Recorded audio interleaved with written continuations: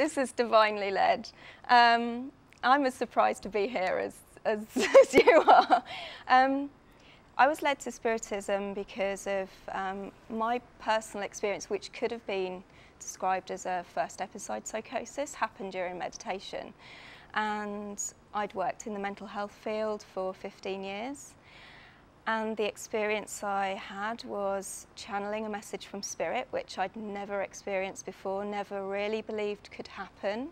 Had pushed that from my kind of frame of reference because my mum had psychosis when I was growing up, had made 2 very serious suicide attempts when I was a child, had been hospitalised. She was convinced that it was a spiritual experience but was disbelieved, and I didn't want to go that same way, and me being very stubborn, I decided to go and find an alternative conceptual framework, and I found it here. Spiritism brings in all of my experiences and all of the past couple of years of learning I've found along my spiritual journey has kind of come together and been very, very validated here. Yes, I've just written my whole life experience in a book called Mend the Gap.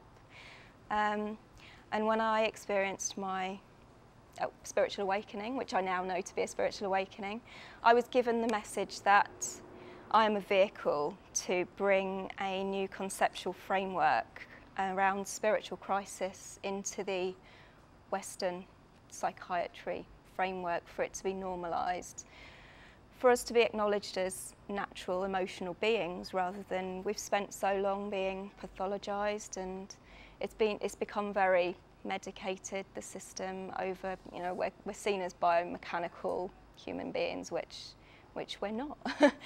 And my book kind of documents the journey through my extreme trauma and trying to repress my emotions to having them come bubbling up in every possible way, my anger coming out, all of the anger I felt around my mum's experience, feeling abandoned, feeling like I wasn't loved because my mum tried to commit suicide when I was born, and again when I was 17, and I hated myself, which then culminated in my own very serious suicide attempt 6 years ago.